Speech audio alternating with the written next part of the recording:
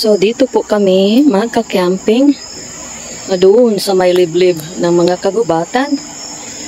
And this is our property. Before, puno ito ng mga kahoy tapos pinutol. Yan. So, dito kami mag-overnight ng asawa ko. At yan yung daan. See how far it is. It's very steep. But I like it here. It's very peaceful. Tapos, magluluto kami mamaya. I'm excited. Okay. So, what we're going to do is we're going to start cooking. Were there times where you worked here alone without Uncle Corey? Huh? Were there times where you and Uncle Corey worked here alone without each other? Yeah. Oh. Yep. Okay, so what we're going to do is we will make rice.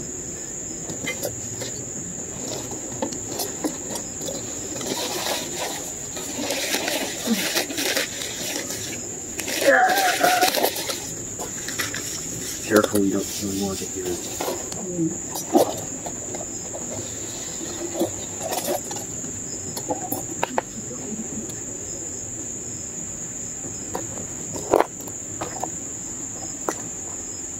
Is it now? Just sort of. Yeah. Yes, just fine. I'm not that tired yet. We're okay there. I know. I'm not that tired yet.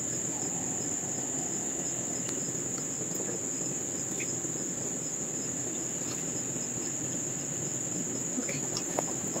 So, usually some food over do some styrofoam over the maybe try the styrofoam over the pot and like maple syrup.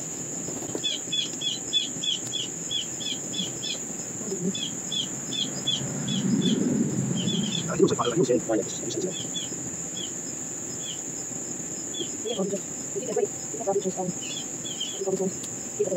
That's fine. I just was like, this is hard things like this slow, so it's hard to find any. I mean, wasn't on that table, but.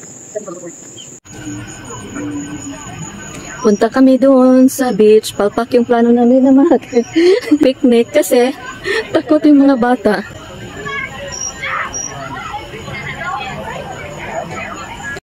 So nag-announce pa ako guys dun sa sa live na pinupuntahan ko ng mga kaibigan ko dyan sa Philippines na magpipiknik kami, magka-camping kami off the grid guys. Palpak na palpak.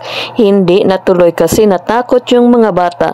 Mag off the grid cooking sana kami. Parang camping ba na mag-cook, mag-roast ng marshmallows. Guys, nanginginig yung mga bata kasi walang tao doon. Puro lang kagubatan.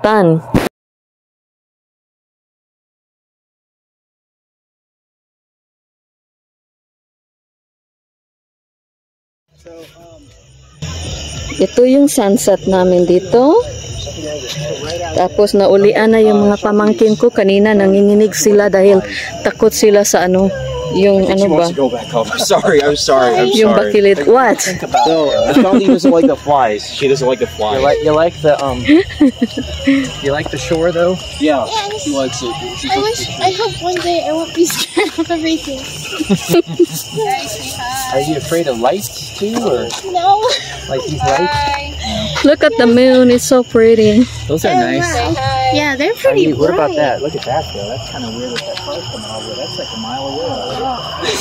Tingnan niyo yung mga car. Bakilid talaga ito guys. I think it's 100.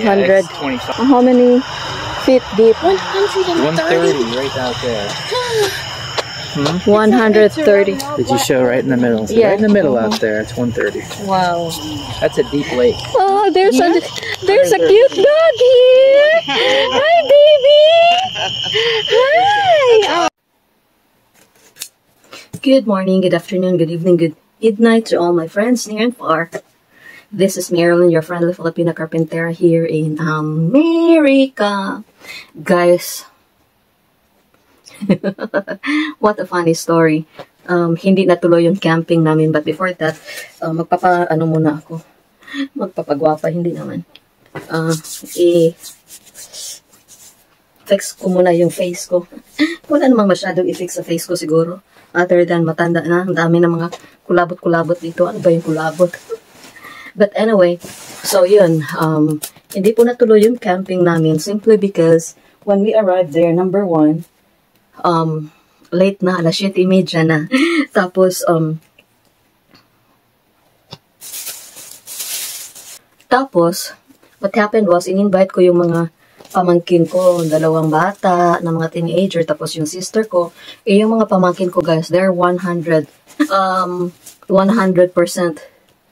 fully Americanized because they were born here. So, hindi sila nasasanay sa off-the-grid camping ba, yung kakain na walang lamisa, kakain na walang mga plato or kutsara or kubyertos. So, yun, pagdating doon, hindi nila alam na off-the-grid pala yung pupuntahan namin, na magluluto kami sa kakahuyan, yung mga ganun. Na-shock sila, guys, mukha silang para silang natakot, especially yung pamangkin kong babae, kasi takot siyang yung steep yung lupain, tapos nagda-drive sila, ganun-ganun, tapos may mga bangin.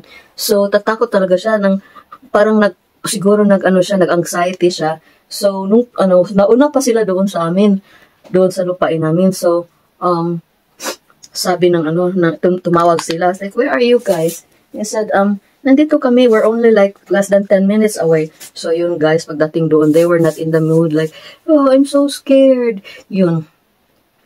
Takot silang gumawa ng apoy.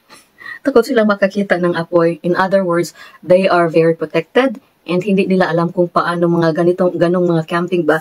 They were not so outdoorsy. So yun, makita nyo sa video na sinet up ko na talaga. Meron na kaming bagong tent, meron na kaming stove, mayroon na kaming mga kubyertos and food and etc.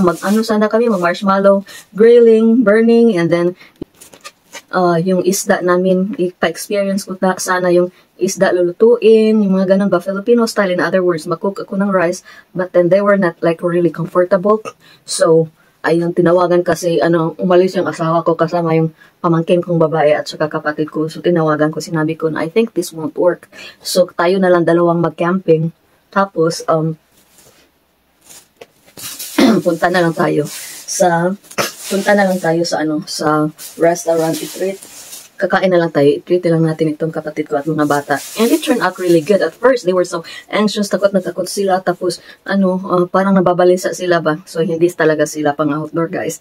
But then, after that, what do you call this one? Dinala namin sila dun sa restaurant, nakita nila yung nice view, so parang nag-lift up yung kanilang countenance, in other words. Tapos, yun, happy na kami, and we really had a great time after all. So, praise the Lord din for that. It did not turn out that we were able to sleep camping, probably next weekend, but this time, asawa ko na lang at ako para ma-experience ko din. Kasi, guys, when I was in college, I joined a mountaineering group. Shout out pala sa Silliman University, Cuernos de Negros Mountaineering Group. Yan, incorporated. Part ako nung college. Part ako ng mountain climbing group dyan sa Silliman. But anyway, so yun yung nangyari. We ended up having a great time. Tapos, tawa na sila ng tawa. Tapos, enjoy sila sa food. So, that's what really mattered most. Na-enjoy yung pamilya ko. Tapos, we will be eating here.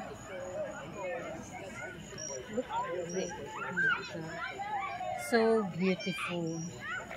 We're going to eat at that restaurant. Dali na lang namin sila sa restaurant. So yan, change of plan. Tapos tingnan nyo, proud yung Uncle Corey nila na dinala sila. Tapos yung babae, tingnan nyo, nagda-jumping na kasi happy na kasi hindi na kami kakain doon sa kagubatan.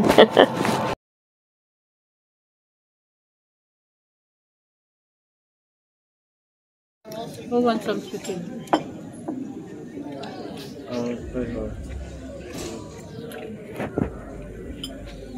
Is that chicken or ribs? The food looks so yummy. Chicken or ribs? Yeah. If you guys wanna. Half chicken, half rib, half ham sandwich. Have some. Oh, I've got. Forever Chinchonsu. Guys, ginagamit ko ito since college ako. When did I go to college? In the year. Secret. I still remember psychology yung kurso ko. Tapos, pasok ako dun sa Silliman. Yung mukha ko napakaputi. Kasi Chinchonsu lady ako eh. Tapos, yung dito ko napakaitim. Uso talaga yun during my time. But, yeah, ito yung night regimen ko before I go to sleep. So, hindi ako mag-makeup. Ito lang yung ninalagay ko para when I wake up, I would feel refreshed and hindi masyadong klaro na tigulang na, na matanda na. Hay nako, pag ganun talaga guys, pag tumatanda na, kailangan natin ayusin ang mga mukha-mukha natin. Tingnan nyo, this one, para siyang skin tag, tapos I tried to remove it, tapos yun, nangyari. And then, what else? I'm gonna try this one. Parang allergic ako nito guys, but sayang naman ko hindi ko ito gagamitin. So, hindi ko na lang siya i-primary, applicator, or however you say it. Doon na lang siya sa, after I apply other regions dito sa mukha ko. So, tingnan natin, hopefully. If you have noticed yung, the past few videos ko, yung mukha ko parang swelling. Kasi, nagka-allergic reaction. But anyway, after this, ipapadayon ko, pakita ko sa inyo yung bago kong maniobra na painting. So, I hope you enjoy. Samahan niyo ako, guys. And, just a little update. Malapit na kaming mag-start ng aming excavation at new project na pag-build ng bahay. So, hopefully, the Lord will bless us and we can really start soon kasi this has been long time overdue. Kailangan na talaga namin magkaroon ng, namimiss ko na yung pamanday guys. Mamanday na naman si Carpintera kasi yan talaga yung hobby ko dito. But anyway, enjoy watching my video until the end please. And if you can please subscribe if you're new. If you are a newbie, subscribe, like, and comment. And if you can please share to your friends. Thank you very much. God bless. Bye-bye. Galit na galit ako. Galit na galit ako. Buti na lang nandito yung asawa ko. Buti na lang nandito si Cory.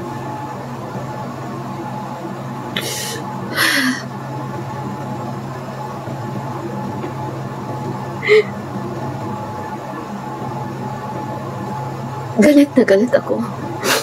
I'll tell you later.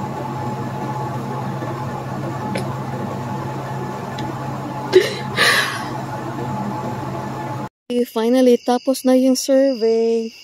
Can I have a light here? And we'll... I don't want to do it. I just want to go and see if they have like... So we have a stake here. Very good. So this is where our property ends. So, kailangan na lang yung